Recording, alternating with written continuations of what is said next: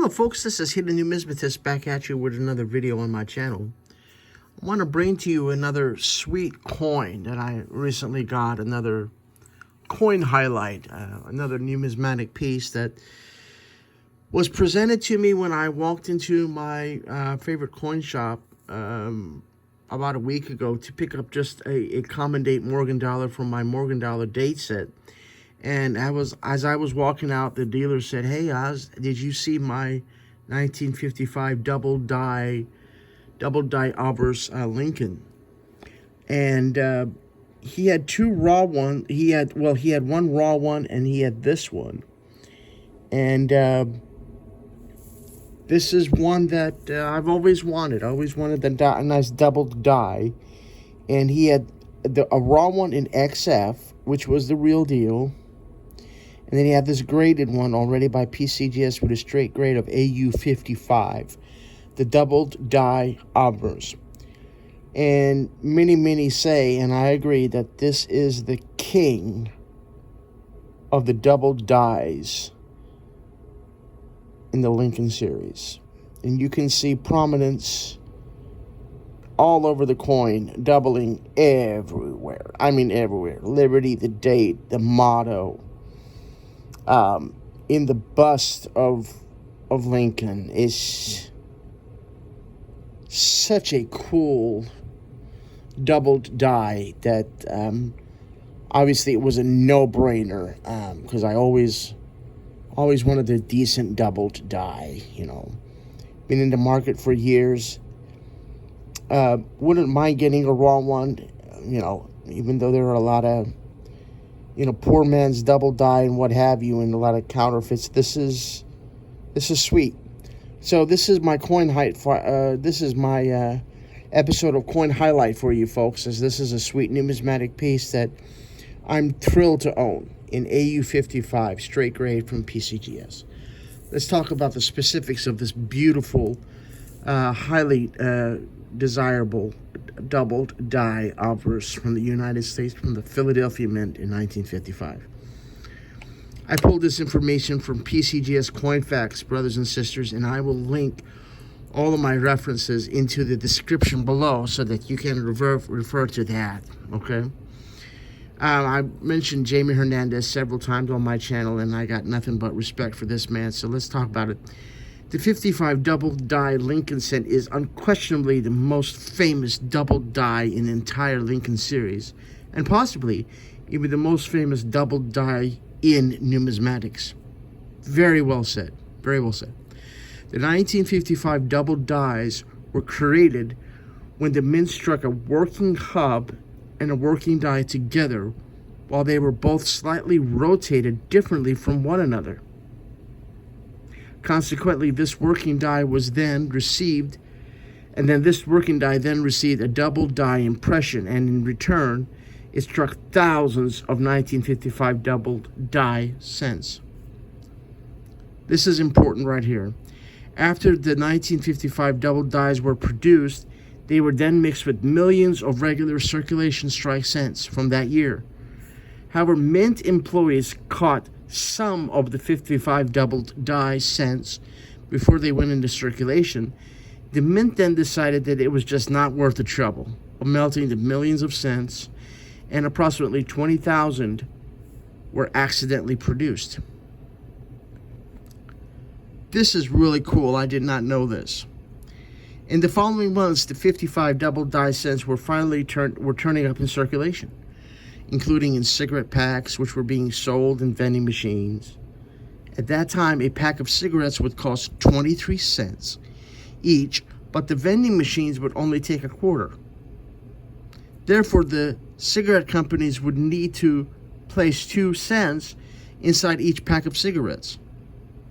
Anyone who inserted a quarter in the vending machine would then receive a pack of cigarettes with 2 Lincoln cents. This is where it gets good. Inside the cellophane packaging.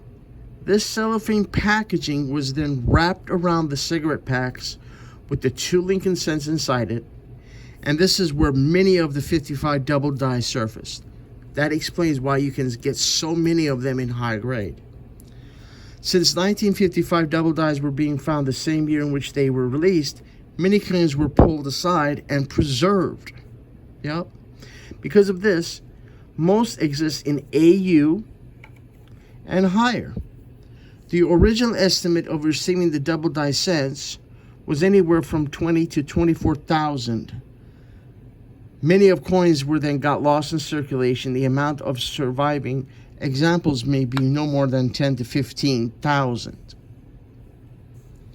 So this is good too. Due to the high prices of the 55 double die, there are many deceiving counterfeit coins that are in the market. This is important here. One of the main diagnostics of a genuine 55 double die can be seen on the reverse of the coin. Many people don't know this. This is important.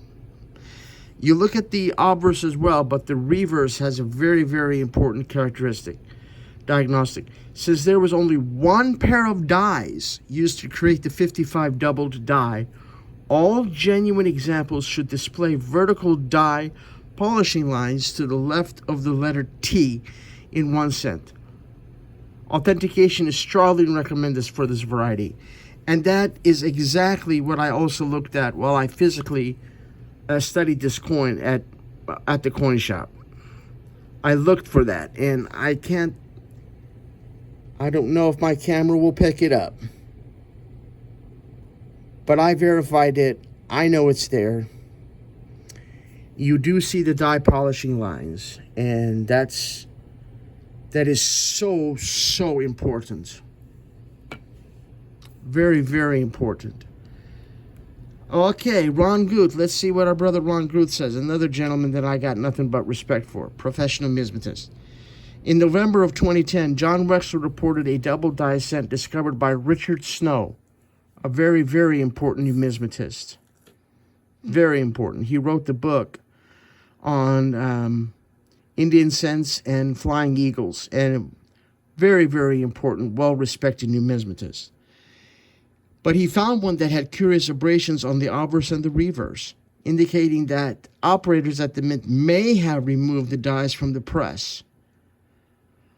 There's two variables to this one, what's going on. Either the press operator missed the doubling of the dies during the abrasion, or the press operator noticed the doubling and replaced them into the press anyway. The authenticity of the abraded dies, of the abraded die, 55 double dies, have been confirmed by the presence of diagnostic vertical line die scratchers. Exactly coming from here. Down the doubling from the left bar of the T in cent. That's important. I mean, and many, many people don't know that there is a diagnostic to look for on the reverse.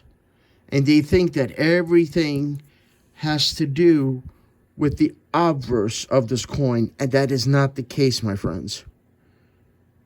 You have got to study the reverse just as well as the obverse. One of my other favorite dealers north of where I am also has taught me that several times. What a cool coin. The king of the double dies. What a blessing to own one. Now, what's a trip is, now you all know to take Wikipedia for a grain of salt, right?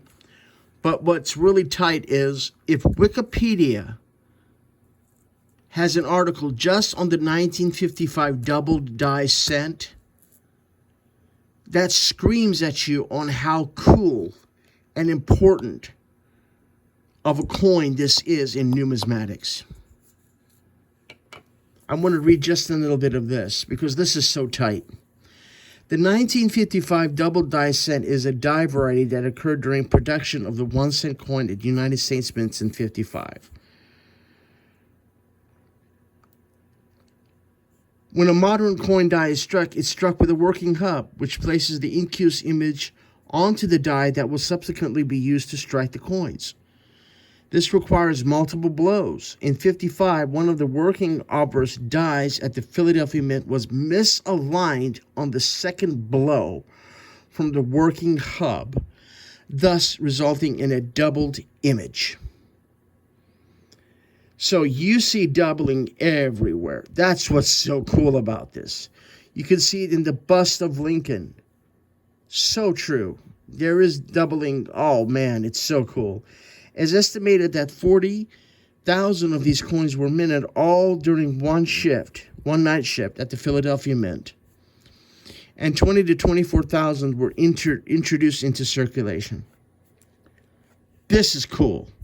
The 55 double die is one of the most famous die varieties in U.S. coinage. Man, it is so cool. Very few exist today in total mint condition, as almost all were discovered while they were in circulation. Many counterfeits of the coins have surfaced. It's advised for collectors to seek expert opinion before purchasing one of these if it's not been certified. This is also important. I want to quickly talk about the poor man's double die, because many think that they have it when it's not. When it's the poor man's double die is not a doubled die 55. It's not. Two different things. A seemingly similar variety to the 1955 double die is the so-called 55 poor man's double die. I wish I had one in my collection. Maybe I should get a poor man's double die and know that it's a poor man's double die to do another video on this, which is the one you want if you're a serious collector, versus the poor man's. And the poor man was created by die deterioration. This is not by die deterioration. It is caused when the design of a worn die becomes eroded and distorted. That's it. Causing part of the design, unlike the final digit of the date, to appear doubled. It's much more common than the actual double die. There you go. And it sells for only a few dollars. That is so tight. And of course, we know that this beautiful coin was designed by our brother Victor David Brenner. Gotta love Victor David Brenner. This is just discussing the coin itself. And I think there's a little bit more information that I want to bring to you here from the gray sheet. Again, I'm sorry if I'm repeating myself, but each article is a little bit different. Doubling is seen across with the naked eye and the date, inscription, liberty, and the motto. That's the most prominent. And it talks about, again, how it was struck and the double die and what have you. And we all know that the Obverse is the bust of Abraham Lincoln, framed by In God We Trust on the top periphery. The word liberty to the left of the portrait, and the date and mint mark, if there is, positioned on the right. Weirdos flanking the word 1 cent, United States of America. The motto, in pluribus unum, on the top perimeter.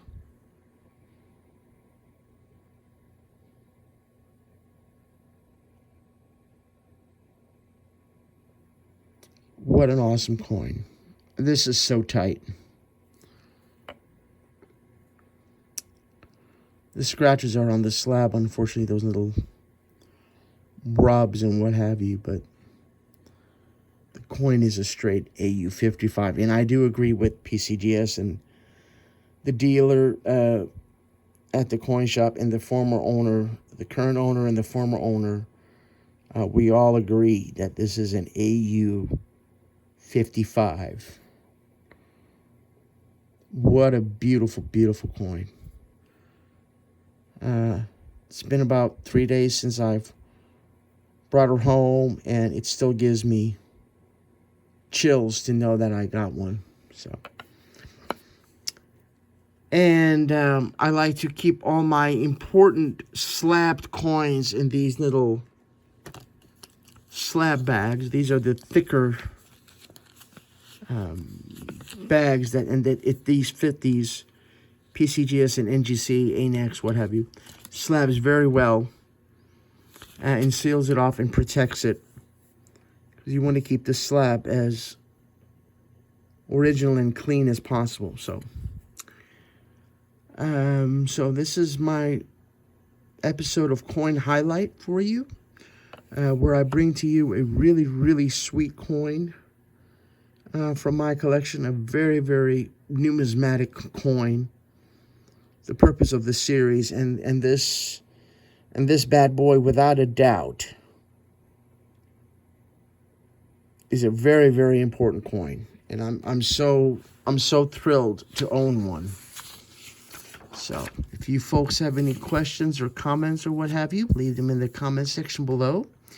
Let me know what you think, and if you folks have a double die in your collection, let me know how you got it, how long you've had it, and what grade it's in, and do a video and let's see it, man. And link it up for me in the comment section below, and because I'd like to start a little dialogue with you beautiful people, fellow coin collectors. Coin collectors are beautiful people, so I want your opinion on this and what you think. But like I said, I will definitely link the 3 sources: PCGS Coin Facts, Wikipedia, that's a trip, and then I pulled this from the gray sheet. So all 3 of these references I will put into the description below. That way you can pull that information for yourselves and use that, and I hope it benefits you. So, all right, my numismatic brothers and sisters, I hope that you're all doing well. You take care of each other, be kind to each other, and until next time, may God bless you all. Bye-bye.